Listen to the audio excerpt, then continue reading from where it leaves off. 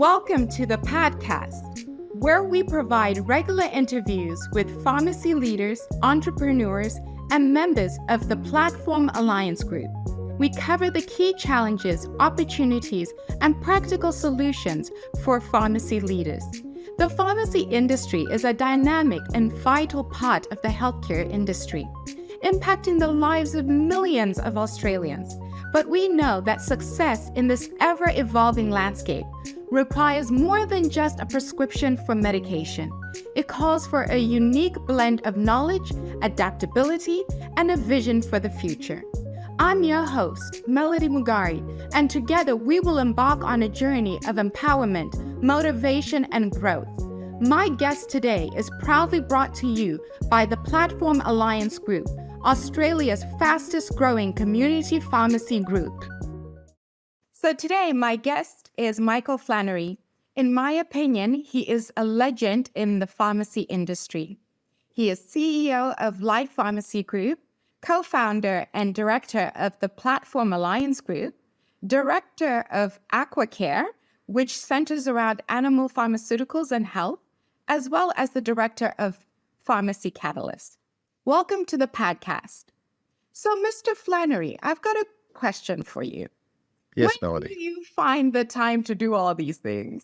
Melody, I'm a very flexible personality, which anyone who's seen my profile or worked with me would appreciate, which is good in that I can juggle things pretty well, but not so good when people are relying upon me for deadlines. But I think it comes down to if you're passionate about something, you find time for it, and you need to follow what your passion is to enjoy life. And that's what my goal every day is. And I get a sense of satisfaction in what I do, and that drives, being able to balance more probably in the average day than a lot of people would want. And sometimes, you look back and go, I probably could have had a bit more time out, but that's life, and it's fun. It's great. As long as you're having fun, right? That's the main objective of life. Yeah, I think you got to have a laugh. Yes, Yeah. definitely.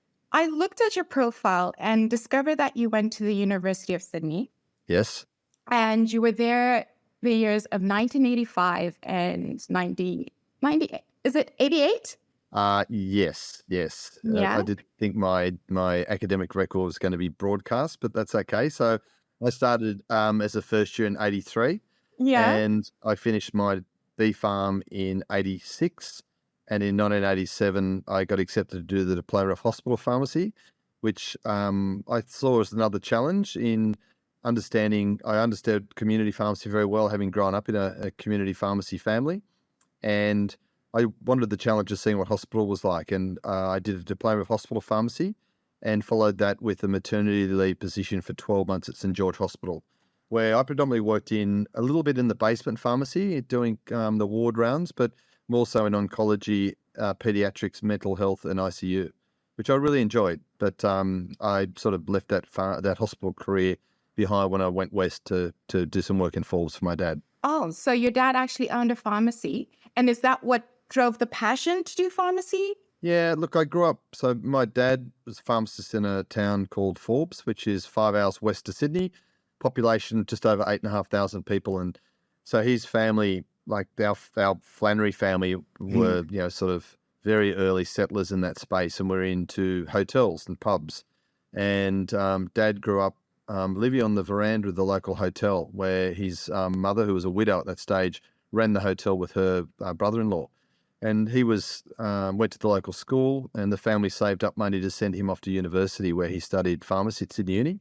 That was the only university you could study pharmacy in those days. And Dad then did his apprenticeship in Sydney and then came back and settled back in Forbes. And I was fortunate in growing up in the community of Forbes. When your father's the local pharmacist, you get a lot of insights into the role of a pharmacist, both within the trading hours of the pharmacy, but also the expectations of the community over and above what your role is, but also in seeing his personality, understanding his personality. He was a very giving parent and a person to the community. So I grew up with a role model that community pharmacy was more than just dispensing medications. It was actually all about the patient in so many different ways. So yes, I left school, wasn't really sure what to do, new small business, new pharmacy, and thought that would be a logical 3 years for me. As it turned out, it was 3 plus 1 plus another one, but that was life as a student is always fun. And so I had a very good introduction to pharmacy. At some stage, I did think I might continue on and do medicine, Mhm. as a lot of people who do pharmacy probably thought at the time. But once I got my feet on the ground in a community pharmacy, I realized that was what was for me. And I really also enjoyed the management challenge. So that gave me the opportunity to focus. And, that's where my career path has really been focused on ever since. So your father has been the driving force to the passion you have in pharmacy today. Yeah, I'd say so. Yes. I mean, uh, he was very much involved in setting up the first aged care facility in Forbes.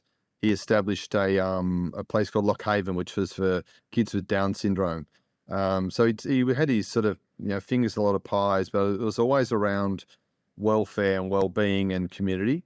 And I suppose there was I learnt that from he and mum and their involvement in sporting clubs and community clubs. I also, funnily enough, Dad's younger brother Bill also did pharmacy, and he was a pharmacist in a town called Canowindra, which is a little village actually about 45 minutes from Forbes. And as it turned out, my mother's brother, Paul, was also a pharmacist. So I not only had my dad, but two uncles on either side of the family. So I've had some very, very good support, very good role models over the years. And it's a great way to start your career as a pharmacist with those sort of people giving you advice and support. There was no escaping from pharmacy. It's in your blood, Mike. No, yeah. It's in your Yeah, you blood. could say I never had a chance, Melody, not to be a pharmacist, maybe. No, Yes. never. Um, I've had the pleasure of actually hearing your first day as a registered pharmacy. Now, could you share with the audience, if you're comfortable to do so, that very first day? Because it was actually quite impactful when I heard it. So my first day as I came home, worked for my dad as a registered pharmacist. And I was quite nervous because coming back and working for your dad, expectations of people. I really knew a lot about, dispensing, but back in those days, you didn't learn a lot about over-the-counter medicines and things. So you had a lot of people coming in asking for advice, and I was quite nervous. Went to work, and I sort of stepped up, put my white coat on. I had my long white socks on and my shorts. It was summertime in Forbes, and my dad said, "Right, you ready to go?" I said, "Yep." He said, "First job for the day." I said, "Yep." And he went out the back and he came back with the broom. I said, "Oh." He said, "I'd like you to go and sweep the front footpath." And I went, "Okay, okay." And I'd swept the path as a messenger boy growing up and as a student. And, here I was thinking there was some, formal introduction to being a pharmacist in Forbes. And what I understood at the time was, and looking back, was for Dad, it was all about leadership. That when you transition from, especially when you're the son of the owner and you transition as a uni student and then an intern to a pharmacist, that you shouldn't be able to ask people to do anything that you're not willing to do yourself. So by setting the standard that, I was happy to go out and sweep the front footpath every morning, not only it was showing that it was not beneath me and it should not be beneath any pharmacist to do any job in a community pharmacy. It was also the opportunity that standing on the front footpath of Forbes at 8:30 in the morning, you had people dropping by to get their paper, get their bread. And so it was actually an opportunity to meet people in the community and have a chat. And Dad's nickname actually was Have a Chat because he used to love talking to people. And I probably also, learned a lot of non-pharmacy things from Dad and my mum as role models in Forbes. And, that was a good one I learned very early on in leadership. It's actually a very good quality to actually have as a pharmacist to be able to bridge that gap so that you can actually communicate with your patients, because that actually enhances the quality of care you give your patients at the end of the day. Yes. Which actually leads me to my next question. The reason why, and I'll let the audience know that I actually asked that you be my mentor. And it was simply because the way you care about the community and the health of the wider community just struck a chord with me. And one thing I always hear you say is to look at a patient and look at patient 360, sort of as an all-round holistic. Do you mind elaborating on your view of how you view we as pharmacists should be handling our patients? I think that we can look through a lens in our role as a community pharmacist. Do we have a part scientist in our breeding and in our training and our education? But I think the bigger role of the community pharmacist is what they can establish, what they can build in talking to people. And the people who come in and drop off a prescription, people, whether it be for a chronic medication or acute medication, where they come in for advice, it gives the pharmacist the opportunity to talk to someone and listen to understand that there may be things outside what they've come in for that the pharmacy and the pharmacist may be able to help them with. And I think, again, I think whether you grow up in Forbes or grow up in a suburb in Sydney, there's so many people who don't have the same level access to education, to good nutritious food, to health, that, the socio-economic um, lifestyle of our patient database or patient community is so variable that it's really important we understand what drives that person's needs. And I think having a conversation with someone and understanding what actually is driving them, what is actually they're looking for in that communication, and what they may not be speaking about, but they may be intending to, ask advice for. I think it's a really innate quality of community pharmacists to be able to elaborate on that and evaluate when someone comes in for a conversation about a medication, what else there is that we can help them with. And I suppose as you see all sorts of walks of life as a community pharmacist, we deal with people in all sorts of socioeconomic levels and people with different needs, whether it be um, social needs, physical needs, emotional needs.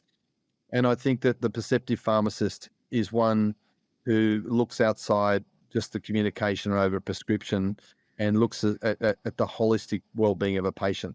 So I talk about patient 360 a lot. I also talk about a lot of intangible care that we can provide as pharmacists. It's just not a product in a box or a vaccination. It's the conversations, it's the understanding, it's sometimes just the listening ear. And we've all had patients who will come in and we know that they've dropped a script in for, Panamax. They probably don't need their Panamax. They've just dropped it in to have a social outing and they know that they can sit down and lean on the counter and have a chat to you or to one of the team who've looked after them for many years. And I think as community pharmacists, that's a really important role we play. It's not a tangible one.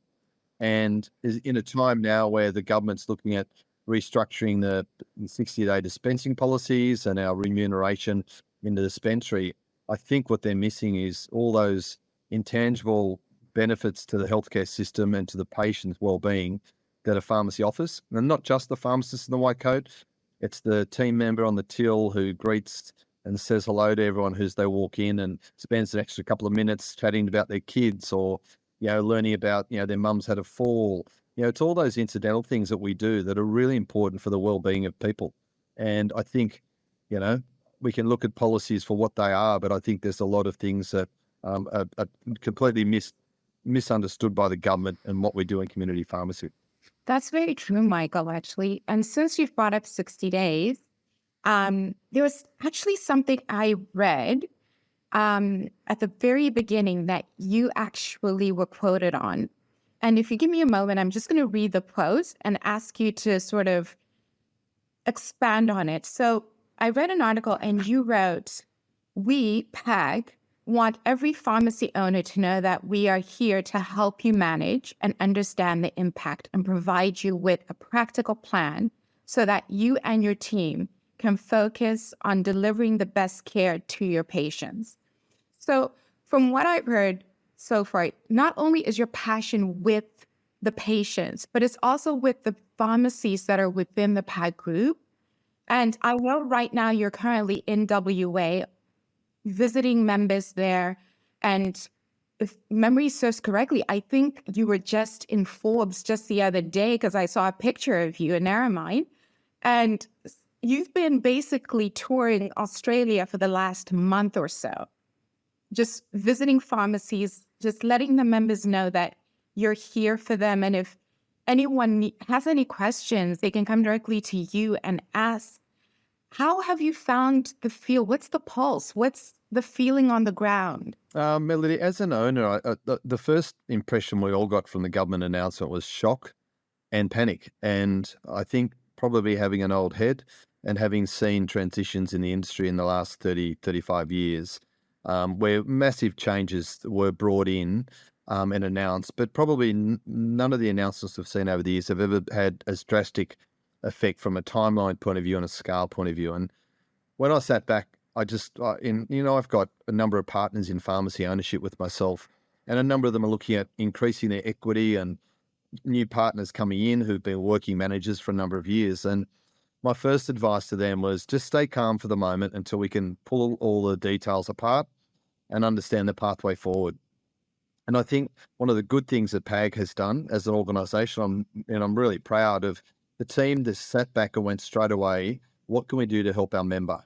And within our PAG team, we're very fortunate people like yourself, Felicia, and a whole lot of other pharmacists themselves who have worked in pharmacy, who have been owners of pharmacies, who understand how they work and also understand how we can go about a way to help pharmacists overcome these challenges. And the PAG team, with combination of the marketing team, the pharmacists, the Buy It Right team doing the numbers, the data guys pulling data out of pharmacies, suddenly within 48 hours, we had what we call a clawback calculator. And that has really been evolving and being tweaked over the last 6 weeks.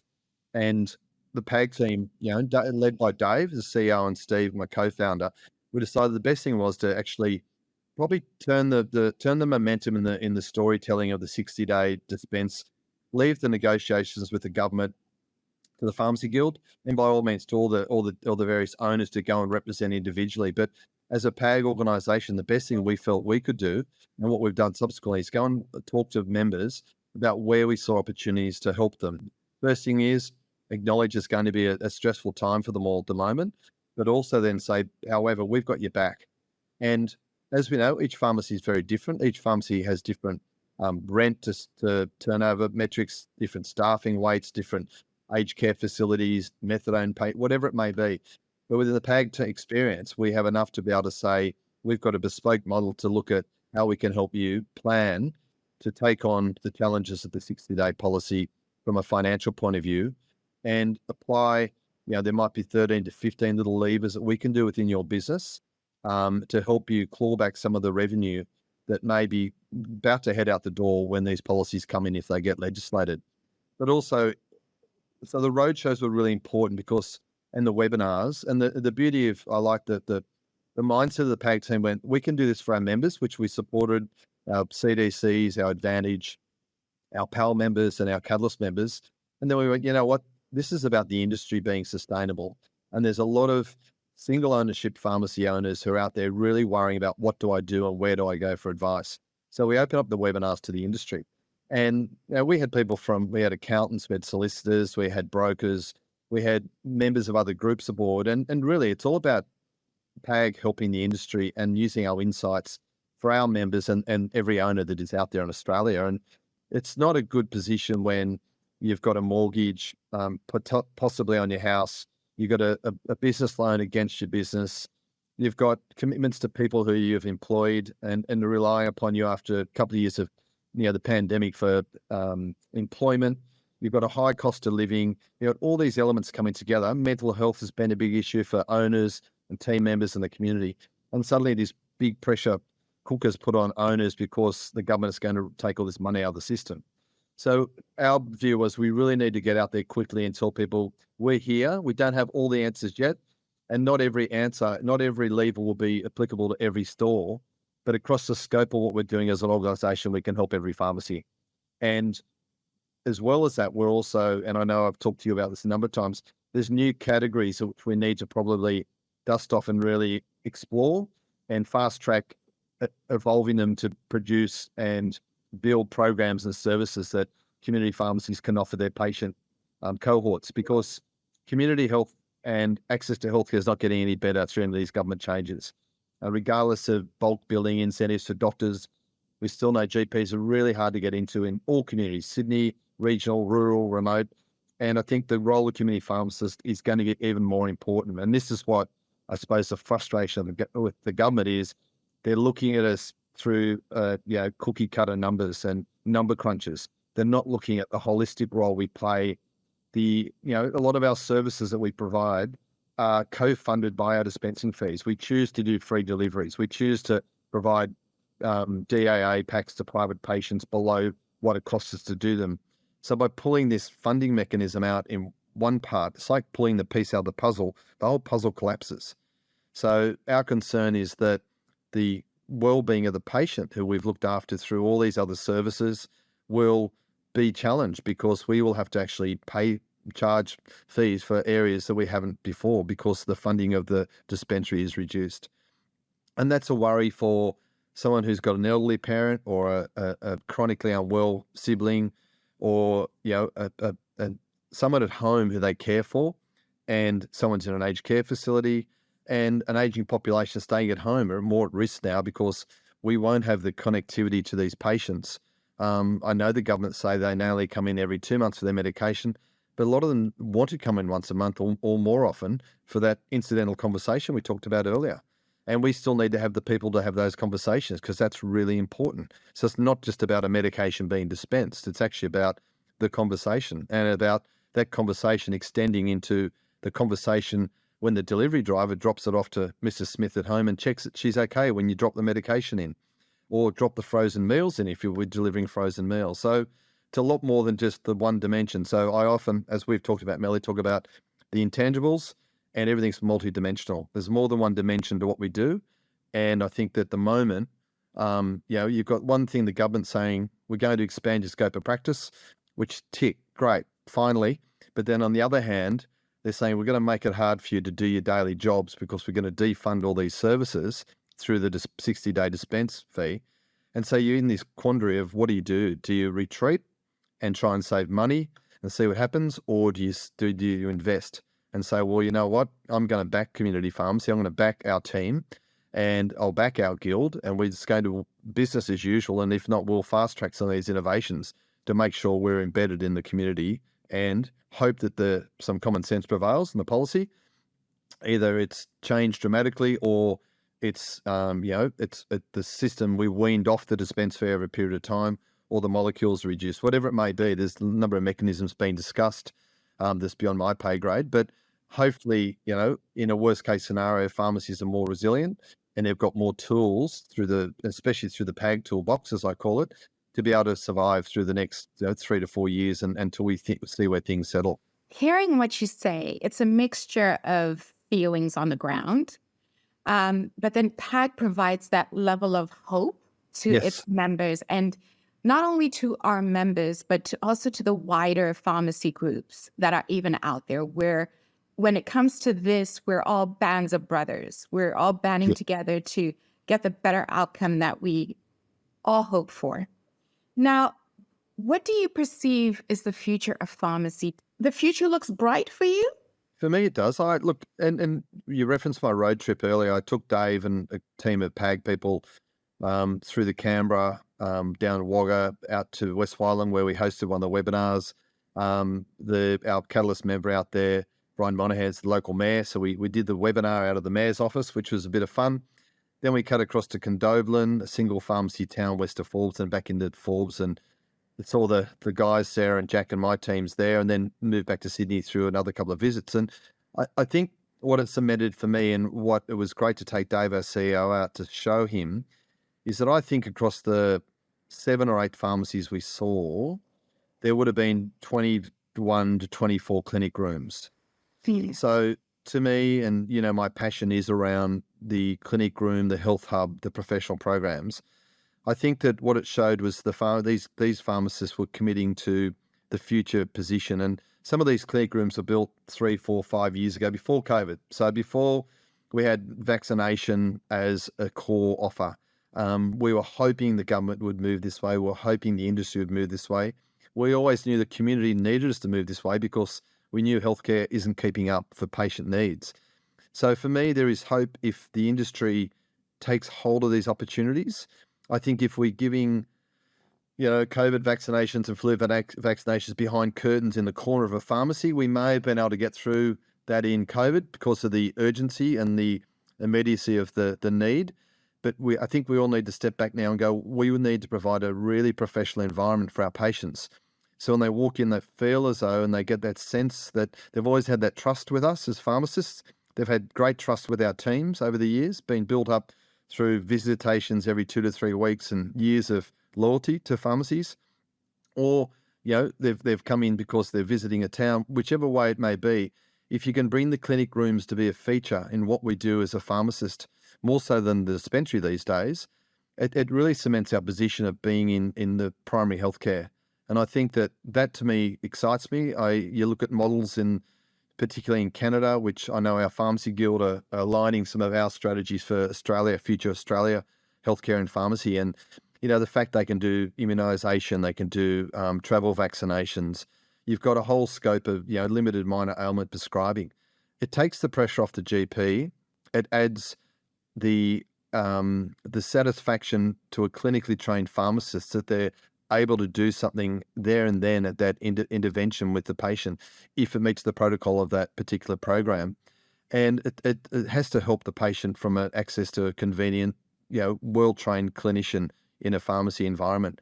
And we have to step up to that level of training. We have to step up to level of investment in our property, in clinic rooms and equipment and technology.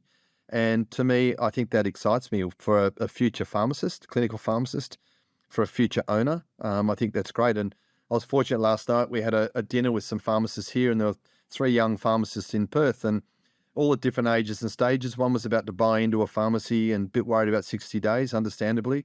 Another 2, one was intern of the year in WA, an energetic young guy. And Kieran all he could talk about is the opportunity in pharmacy at his age and stage.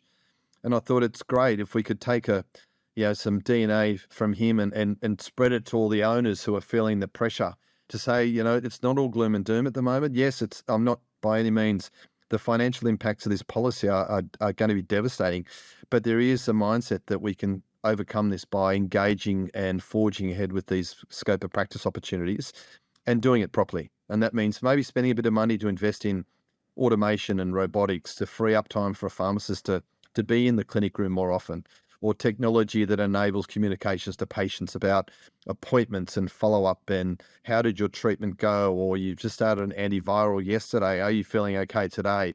All these sort of pieces are available. We just don't have them in a cohesive platform at the moment. But that's one thing PAG are looking at as part of health tech in the future, is bringing the patient closer to the pharmacist from a communication and engagement point of view. And I think they're exciting things that will enable the viability of pharmacy to continue from a financial ownership point of view, but also the pathway from a clinical pharmacist perspective is we came out of pharmacy really, unless you went into community, you were a dispenser. If you went into the hospitals, you're a dispenser with a little bit more clinical challenge ahead of you. You went into industry, which is a whole different, and whether it be research or sales. Pharmacists come out of university now, and even within the community pharmacy, the pathways are really exciting, and they're great opportunities for young pharmacists to be able to specialised diabetic educators, men's health experts, vaccination experts. I think it's a great opportunity for pharmacy. I think we've just got to get the foundations of the implications of the 60-day rule. We've got to get through this next 6 months. We've got to look after each other. We've got to, let down our barriers and share information across organisations that may, over the years, have competed. Whether it be brands, whether it be wholesale brands, whether it be ownership groups. And I think for the better of the community pharmacy industry, we really need to work as a team. And I know that's something you're very passionate about, Melody, working as a team and getting benefits out of, having different people with different skills, different mindsets, and listening and coming up with a plan. And I think that's, where PAG are at the moment. We're listening, and the visitations to the different states, the webinars is all about give us feedback. Tell us about your story. Tell us about what you think.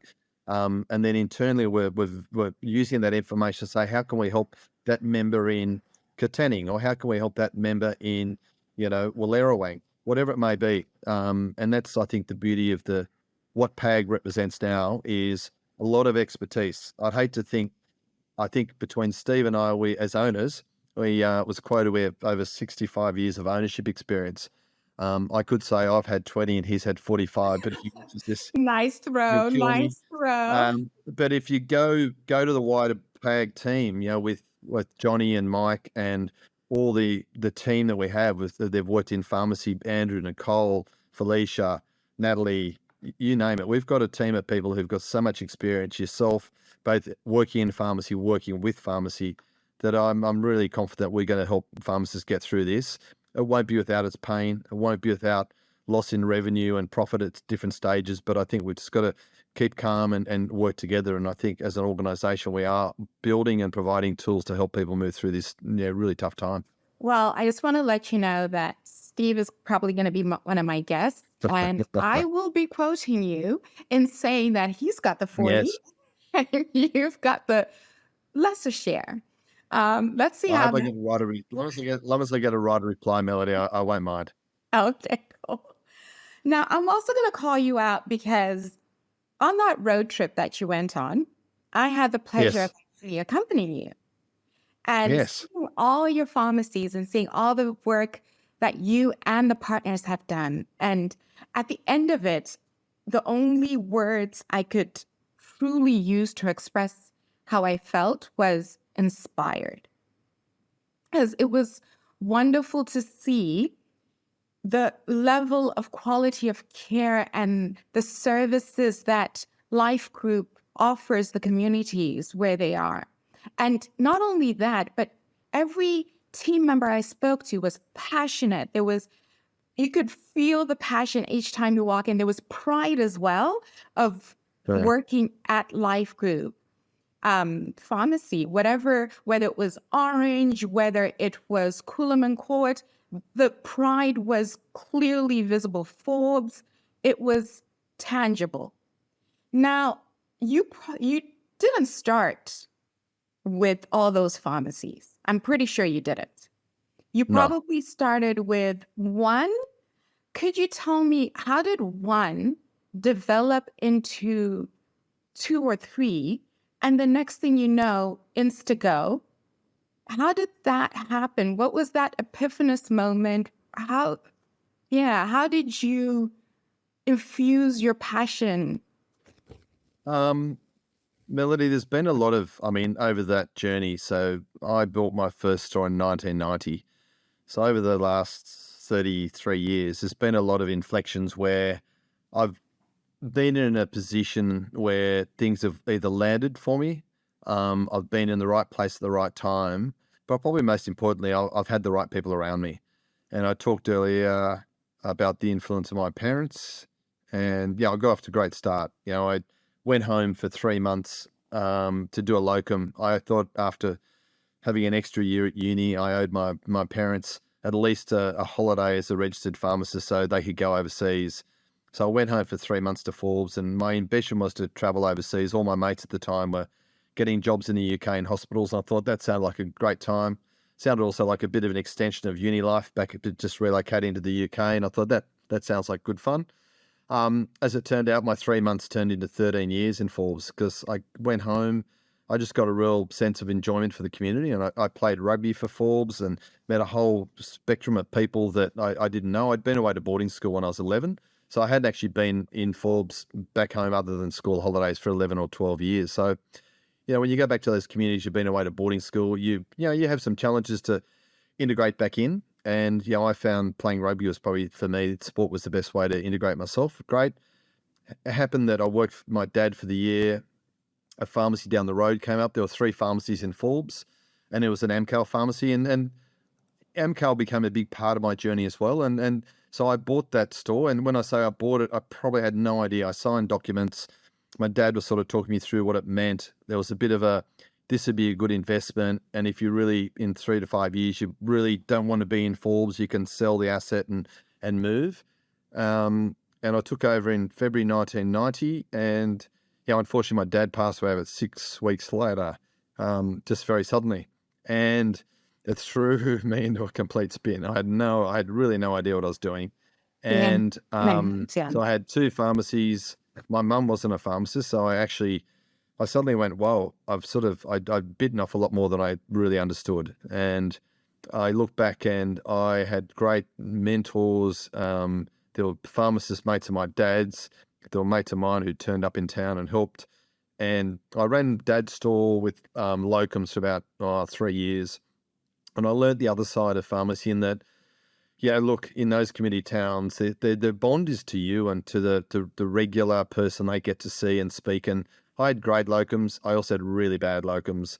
The great locums were fantastic. They were involved in the community. They kept the team morale up. They looked after our patients like we would have. Then I had locums that disappeared and out the back and didn't turn up to work, and so you sort of learned a lot about what you wanted to represent as an owner and as a Good. pharmacist in that period of time.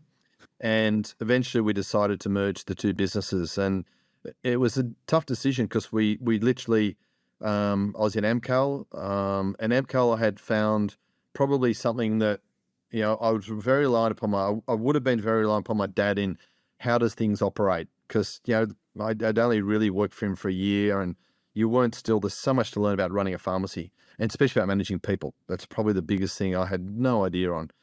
And, I was wet behind the ears. I was 23, I think, at the time, and juggling this, trying to be the local pharmacist, trying to play rugby, trying to work out, do I really want to be stuck in Forbes?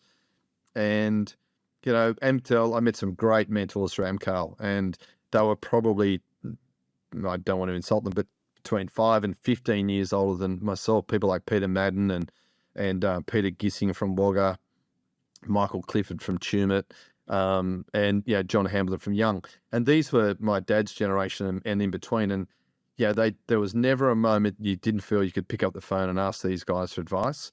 But even more, astonishingly, they would just drop into Forbes. Mick, what are you doing in Forbes from Tumut? Oh, mate, just driving through. But they were just picking a reason to come and visit you. And I learned in that, sort of 90 through to 94, 5, the importance of networking and having, I suppose back then, unofficial mentors, people who are just looking out for you, helping you through the tough times in the industry. And that's that stage, the government changed margins in the industry, and it was a massive, that's when we closed the doors and marched on Canberra. And I was just going, what have I got myself in for? But, things pan out. AMCAL was very good to me. And we eventually merged the stores into AMCAL. Had some great people who'd worked for my dad for 20, 30, 40 years who, said, look, Michael, it's time. I've got time to retire.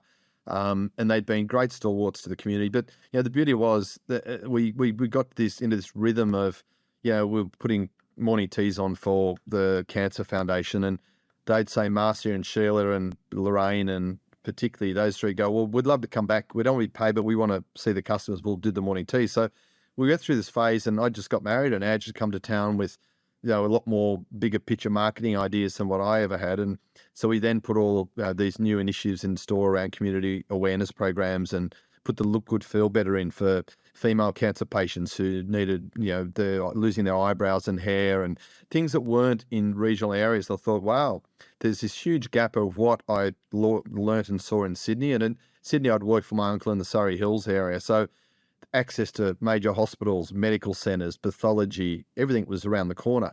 You go back to Forbes and realise it's an hour and a half in the car to Orange, or it's a 5-hour trip to Sydney. People in community towns go, gee, Sydney, that's a scary place. I don't want to go there. And understandably, they weren't used to travel to these bigger towns. So we tried to bring the best of, I suppose, healthcare into Forbes.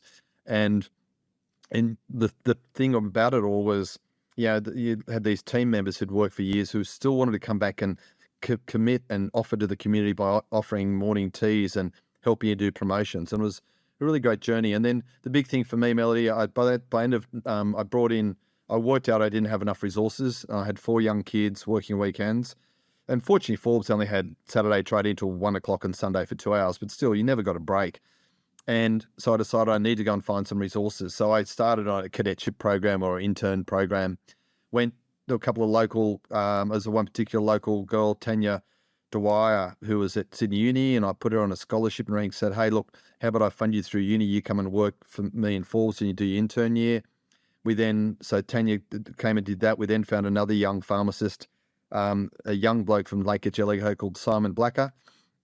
And it was actually, Simon was my intern. We tracked him down at college, convinced him to come to Forbes, and he was a great breath of fresh air as well, along with Tanya. So suddenly I realised I had to be proactive in finding pharmacists. So went out, put this program in place, got these 2 great young pharmacists early on. Simon said straight from day one, hey, you know what, I'd like to be an owner. And within 6 months of him becoming a registered pharmacist, which is actually 25 years ago last weekend, we bought a pharmacy in Parks. Happened to be an AMCAL store. And so over the next couple of years, Simon, Tanya and I brought Paul Jones in. He was a uni mate of Simon's, lived in Grenfell, which isn't far away. So we decided that we could form this partnership and have a couple of pharmacies in the region, share the workload of a pharmacist in a community town. We had similar values around community. We'd all grown up in Forbes, Lake Jellicoe or Grenfell, so we understood communities in these regional areas. And then in 1999 or 2000, I went on my first trip overseas and I saw the big wide world in the US, I think it was. I remember seeing the pharmacies there and the scale of everything. And we were just going through the GST. So I'd been working on the business around managing what was going to happen when 1st of January hit and did everything just wipe out of our systems on the Millennium Bug, and GST was coming in. So I was trying to manage the operations. And I probably found with two really good young pharmacists and then Jonesy turned up three, I probably erred a bit more towards the management side and became a bug for me about getting management right, systems and processes right across multiple stores. And then as the Simon and Paul and Tanya all sort of, when I say got older, I'm talking 1 or 2 years older, they started getting engaged and had, different pressures to move and needs to move to different areas. So then we bought another Amcal pharmacy in Dubbo. And the big point was probably in 2000, I decided I'd move to Sydney. And I took the kids down there, and Ange and I moved to Sydney, and we agreed to set up what was then called Country Farm, which was a group of stores in Forbes, Parks, and Bathurst and Dubbo, and run them under a banner. And Amcal at that point was going through massive changes, so we decided to go independent. We couldn't find a brand that suited our needs around the patient, the community, the team development. And so we took a big risk. We debranded all Amcal, and we just actually went to our local trading name. And a couple of years later, we then decided we should look at a brand, and we did a branding strategy, and we came up with Life Pharmacy Group. And the idea of that is each store still has its own identity. It's Flannery's Pharmacy in Forbes, a member of the Life Pharmacy Group, a Ranamore Pharmacy in Dubbo, because that was where the store was and the historical name. So, but we used the brand then to represent, a coordinated approach to care. It links people to, from a loyalty point of view, they can go through these towns and know we're all part of the same group. Gave us scale for uniforms, but also, most importantly, the people like the Simons, the Tanya, Paul, and then the other partners who've come in subsequently have all been the caliber of people that have created the culture that you saw in LPG. And, that's why the most important thing I have, and the most fortuitous thing I've had, is the luck in the people that have aligned with me and I've aligned with them as partners, and not all of the partners, people who have worked in our business for 20, 30 years, but don't want to be an owner, happy to be a pharmacist, happy to be a retail manager. They've been the huge part of the fabric of what is LPG. And, that culture has been built from the ground up by the people. And I'm lucky to represent it. I'm lucky to be, sort of in touch with those stores and those people regularly. But really it's generated from, all those partners and their belief in the patient's well-being and their role as community pharmacists in these regional areas and in Canberra. And you only got to meet a few of them and see some of their achievements in different areas that they're really innovative, and their passion is unbridled. It's fantastic, and that's what inspires me. I get it from those guys every day when you talk about what they're doing, whether it be good, bad, or indifferent challenges of the day. They're always got something to remedy it and to move forward with for the patient, which is just incredible. That's amazing, Michael. Every time I hear some of your stories, I'm inspired. Truly am. And it shows because everyone who works with you is just in the same vein. So as we round up, I've got 2 more questions. Now, this is going to become a tradition of the PAGCAST. You're going to have one question that's come from PAG, team member in PAG, and one question that's going to come from ChatGPT, because AI is the future. Right. Okay. So we asked ChatGPT, what would you like to ask Michael Flannery? And ChatGPT came back with, what do you want to be known for?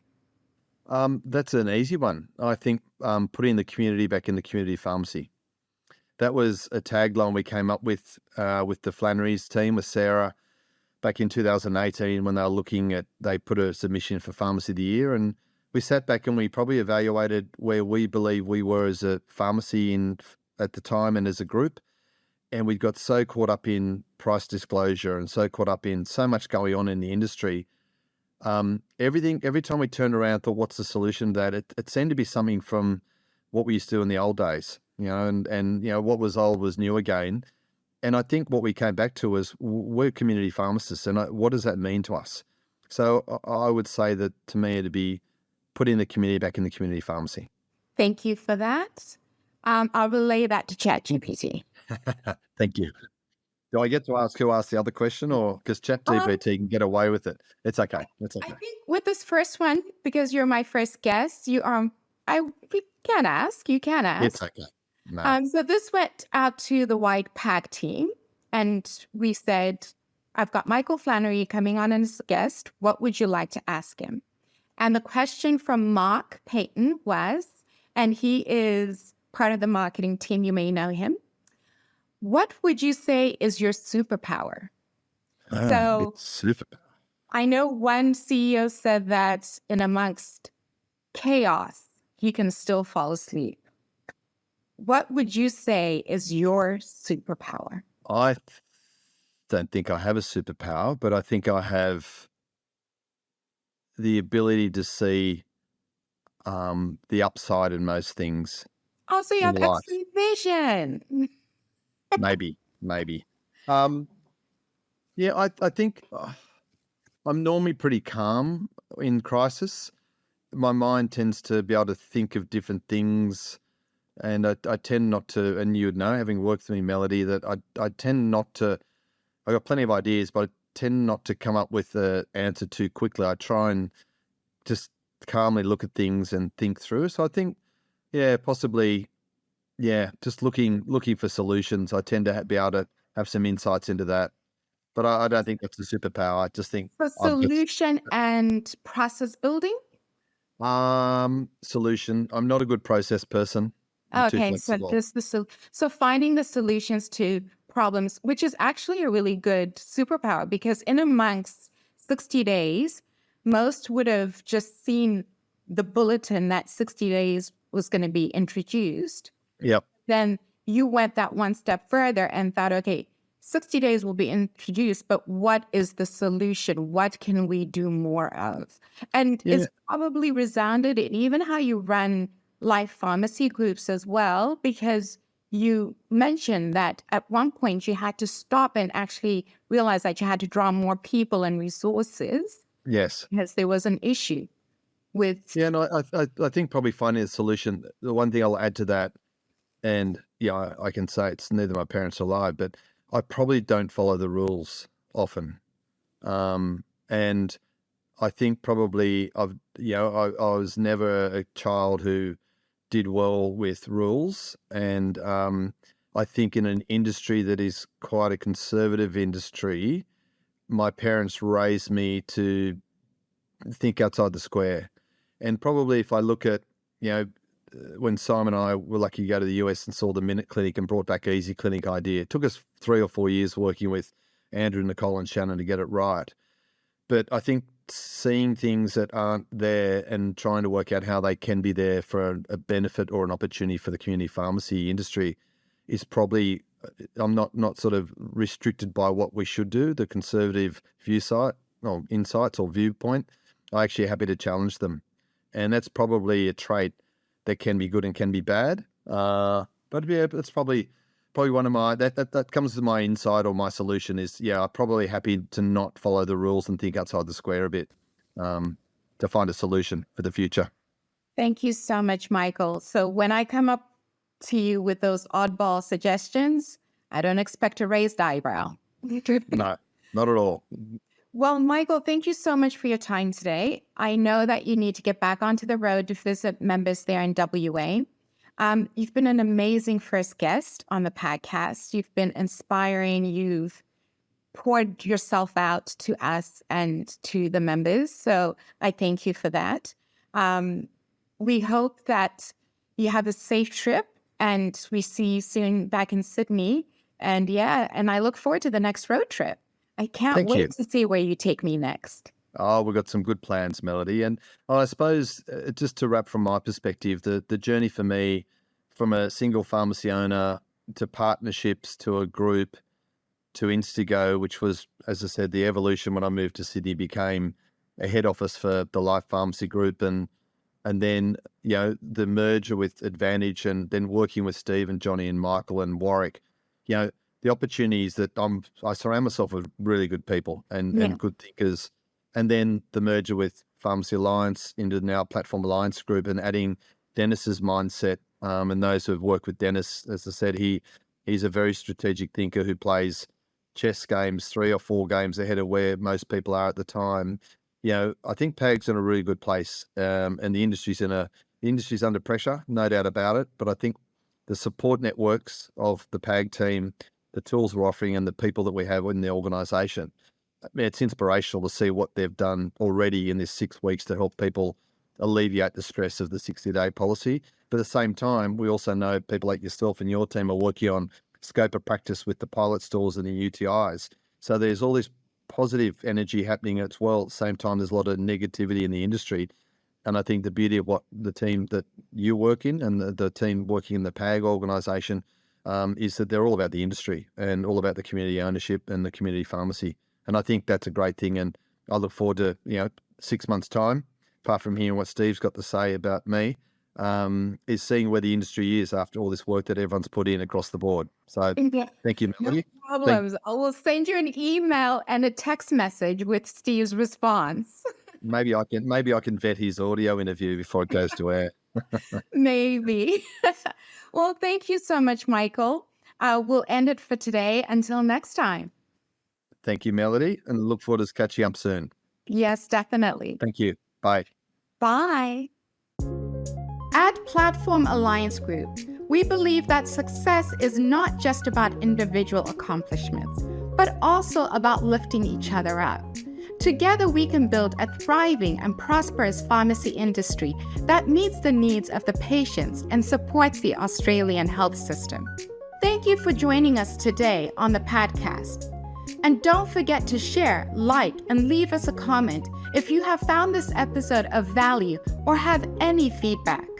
The podcast is promoted through social media, LinkedIn, YouTube, and major podcast platforms. And each episode can be found at the Pharmacy View webpage with links to the guest contact and business details. So once again, thank you for joining us today on the podcast, and see you soon.